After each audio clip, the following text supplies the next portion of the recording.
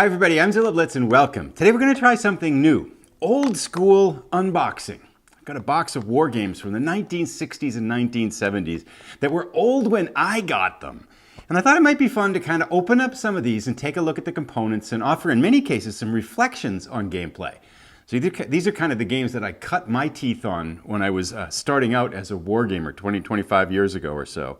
So with this one, we're going to start out with Patrol, Man-to-Man Combat in the 20th Century, a game from 1974 from Simulations Publications Incorporated, or otherwise known as SPI. Now this is a game of tactical man-to-man combat that spans a wide range of eras and wars. So let's jump in, open up the components, take a look, and offer, in this case, quite a bit of reflections on gameplay, because this is a game that I did spend quite a bit of time with.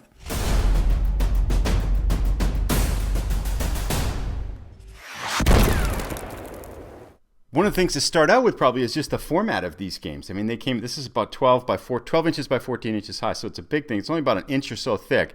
Plastic cover over this paper with the counter trays built right into the bottom plastic component, which was your game box. Now this again is man-to-man combat in the 20th century. Each counter is an individual piece, and it spanned a number of wars here, as we'll see and we start to dig into it. But let's take a quick look at some of these just general descriptions here. It has a complexity rating. We can zoom in on that a little bit.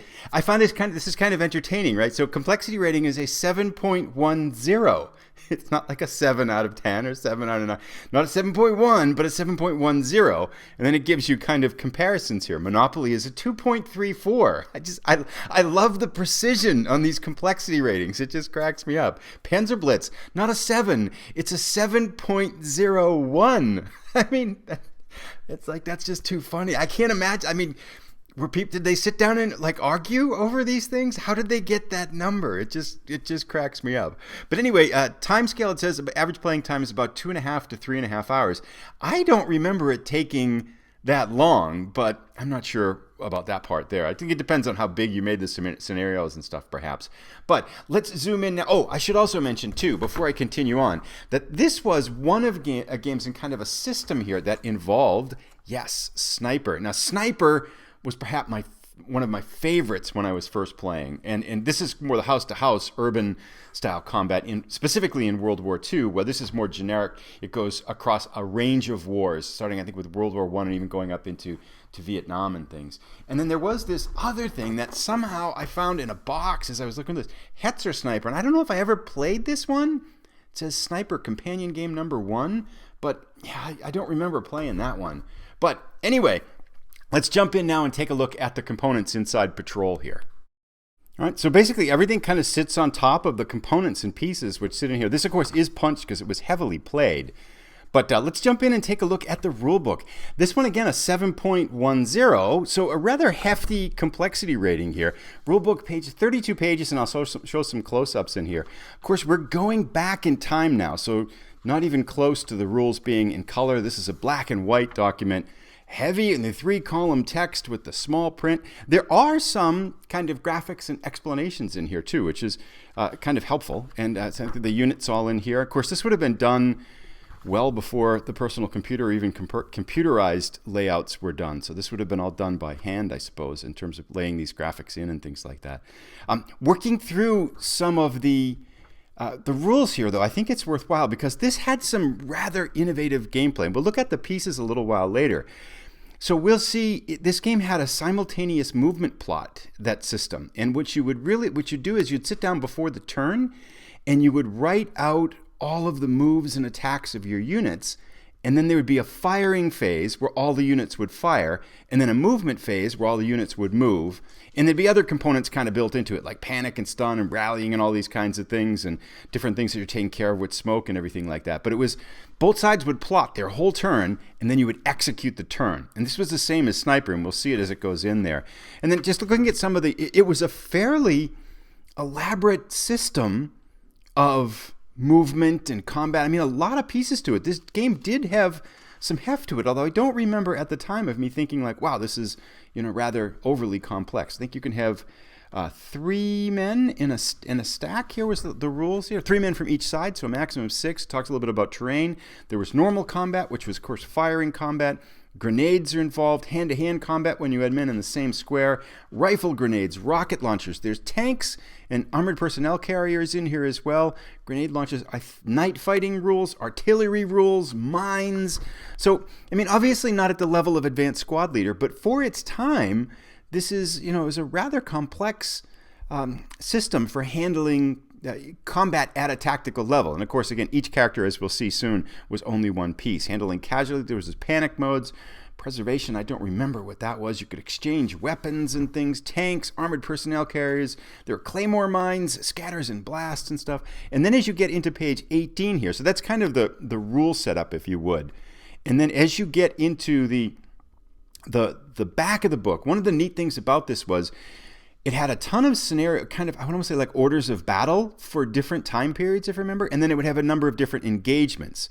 So it had different types of engagements that you could then subsequently match up with different eras. So we can see here, for example, this is the patrol situation. This is where they start here. General game situations in their use in creating scenarios. So you get the patrol situation, you have a recon situation, a raid situation, an ambush situation, and then an assault situation. And then you come into your orders of battle. And this was so cool because talk about unlimited gameplay or incredible depth of gameplay.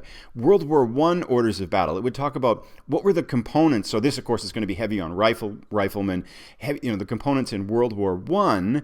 And then you could take these orders of battle and make any one of those scenarios. So you could say, like, I want to make an assault with British and German forces in World War I in 1914, and that's what I'm going to play. Or we could come over here to, this is Salamanca, 1937, nationalists against anarchists. So this gives their panic levels, their preservation levels. Oh, I think the preservation level, right, was the number of casualties they could sustain before they would flee the battle and the other side would win. Something like that. I think I remember that now.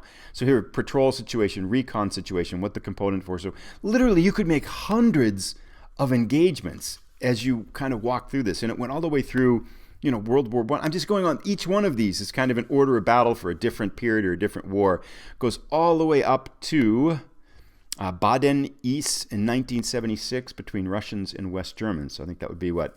Hypothetical, of course, perhaps, situation here. And then some optional rules as well. So just an incredibly elaborate system of tactical combat. And I remember playing this one. I liked this one, but I loved the sniper system, which we'll probably have to take a look at if this seems good. And then we get to the back here. We get some more historical notes on the areas and why the component list and the order of battles would be listed that way. Some squad organization elements here that would help out for further scenario creation, and then some charts and stuff like that we'll take a look at as they show up later there. So, just a really, I think, an intriguing system for its time. And as we look at this is I was looking at this now, the simultaneous movement plotting chart. So you would each character has a letter. Each of your soldiers could have a letter here, and then you would plot out their different use of kind of movement points going across. And I think, like, one of these would be for like a single turn. So I have no idea like how I handled all of these.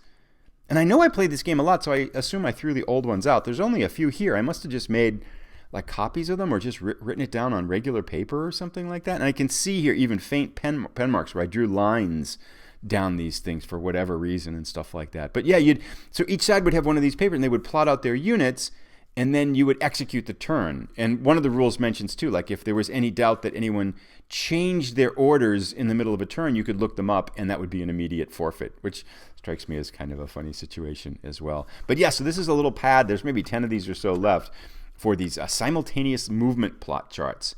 Now the maps were really cool. And again, we're going back to the days when ink was, like, multicolor printing wasn't really a thing, right? So you got everything in this game is done really in two colors. It's brown ink and green ink. So you see green ink, less green ink, kind of this brownish ink. And so just really two colors on the mats here. And I had played this game enough that it looks like I had taken what must have been these paper mats, and I put kind of a contact paper over them and then put a little plastic, kind of a harder cardboard on the back to give them some heft because I was afraid I was going to wear them out. And there were 6 of these here. Each one has a letter, and they butt together. Not perfectly, obviously. Maybe kind of overlap them like that. And then these here are ridges, of course. I think these are forests, and this must be like swampy stuff, maybe? I'm not quite sure. I don't really remember. But you could mix these together. They match up in any way, so you could make a whole situation. And I'll show a close-up here again of one of them. Not tremendous graphic art for its time, but you could match these up and make basically any number of combinations with the 6 maps that you had in the game. And again, the idea, I think, was what I really liked about it too was the element of create your own. You could say, okay, I'm going to fight a World War II patrol or raid situation, throw the map out there, and then go. Now, it had vehicles too, and I don't remember much about how the vehicle works here, but I'll show a close-up on this. This is the vehicle crew status chart. So in your armored personnel carrier, you put the units here, and then they'd be represented by one counter. We'll see that as we look at the counters in a little bit. One counter on the game. And then this is the tank crew, a 5-man tank crew that should have in there too. And I don't remember that being that many. I don't remember using the APCs and the tanks that much. It's kind of slipped my memory since then. Then we get 2 terrain effects charts, again, done with the old 2-color ink here. So, I mean, not really much to say about that. Player aids, 1 for each player, so that was kind of neat. And then you've got this larger player aids, and I assume these are the same that we saw. I'll show a close-up on one of these. So hand-to-hand combat, firearm attack strength, combat firearm results table. So this would determine I think you had to make a calculation based on range, how much strength there was, and then you'd roll another die over here to determine what the result was: killed, incapacitated, wounded, or no effect. Then we have an integrated weapon scatter table for hand grenades, satchel charges. So a lot of stuff going on. Integrated blast radius, so different things for flamethrower, satchel charges, tank, main gun, or light artillery. You could call in artillery support. I think that had to be plotted like 10 turns in advance or something like that. APC and tank damage table. These, again, just one side, basic paper kind of thing in here. Let's jump in, though, and take a look at the counters now, because I think this is really fun. And these games are all the same way. They have these little kind of covers. And again, the counter trays built right into the bottom of the box, which was pretty cool. So we got some markers here, and I'll show some close-ups on here. We got some craters, smoke, barbed wire, and I think these bullseye ones, I'm going to guess those are something to do with artillery. Then we have a number other ones in here too, where we've got, so here is a pillbox, and on the back side we've got another crater. This is a tank turret that you would drop on top of the tank counter, and I'll show some close-ups of these. Yeah, so you had this little tank unit here, and then you had the turret that you would drop on top of it, and again, showing a close-up of how that would work. I'm not sure what's on the back of the turret. Oh, tank explodes next turn. That's a bummer. And then on the back side here, D, must be for a destroyed tank or so. A bunch of different markers. We got stun, and then there's a panic system. So grenades, I remember, were really handy. If you got them in some kind of a congested formation, you could throw just one grenade in there and stun a bunch of people at once, which was always handy. And there were panic levels. I'm not sure quite how those worked. There's a number of chits in here too, and I'm not really sure. Like, did the game not come with a die or something like that? Because there's a little teeny 6-sided die right in there. I don't remember kind of how these worked. But we also can take a look at what else is in here. So we got some more markers over here. So it's always green against brown, and one side would be brown and one side would be green. KIA, incapacitated markers. We got grenades here. There should be some grenade launchers. Yep, here's some grenade launchers and things like that. So kind of a lot of different elements for infantry combat at that time. Here's a satchel charge I'm looking at. But then if we look at the counters, this was pretty cool, and I'll show a close-up then too. So TC was, I think, tank crew. MG, of course, machine gunners. And I believe there's 2 counters for each character. One is when they are... So this character here, for example, tank counter, tank crewman Jones. There's probably another Jones in here. This is when he's not wounded. And the front side, he's standing up, and the back side, you can see this on the close-ups too, the back side is when he is prone. And I think there must be one in here for tank crewman Jones when he's wounded. Assuming I have all of these. It might be missing counters. I'm not really sure. It's been a while here. So let me just see is this Jones?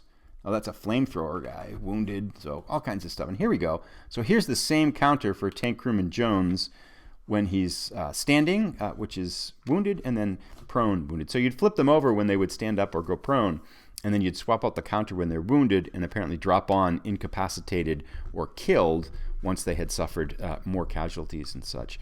So lots of different counters. We've got riflemen, we've got automatic rifles, machine pistols, I remember, rocket launchers, grenade launchers, all kinds of fun stuff in here. And then there's a little bit of a mystery element for me here in that I've got these numbered counters again, and there's some kind of printing on the back, and I can't imagine why they'd be printing on the back. So it's one of those mysteries when you look at an old game, it's like, where did it come from? But there you go. I don't want to spend too a long time on this. I remember playing these and having a ton of fun. Most of them are like 10 on 10, roughly patrol size. I mean, give or take a couple depending upon the era and stuff like that. So you would have these 10 on 10 battles. You'd plot out all the things. I remember playing this with friends. It was really fun. And I also remember doing this solo. I remember one of my goals was with the sniper game was, I think I got extra counters. I'll have to take a look at that one perhaps at some time. I got extra couple of counter sheets, and my goal was to have a massive battle with like 50 people on each side. I don't think I ever pulled that one off. It would have taken probably weeks to play at that rate, but that was kind of the goal there. Anyway, that brings us to the end of this old school unboxing. Let me know what you think. Did you like it? If you like it, we'll do some more of these. Have you played the game? Do you remember the game? Have you ever seen the game before? What are your thoughts? I think this was, I'm not sure to what degree this influenced a lot of other game design going forward. But, again, it first came out in 1974. So that would have, I suppose that would have predated Squad Leader, right? So Squad Leader would have come out after that. And of course, the pieces in Squad Leader are squad sized. These are, again, individual soldiers.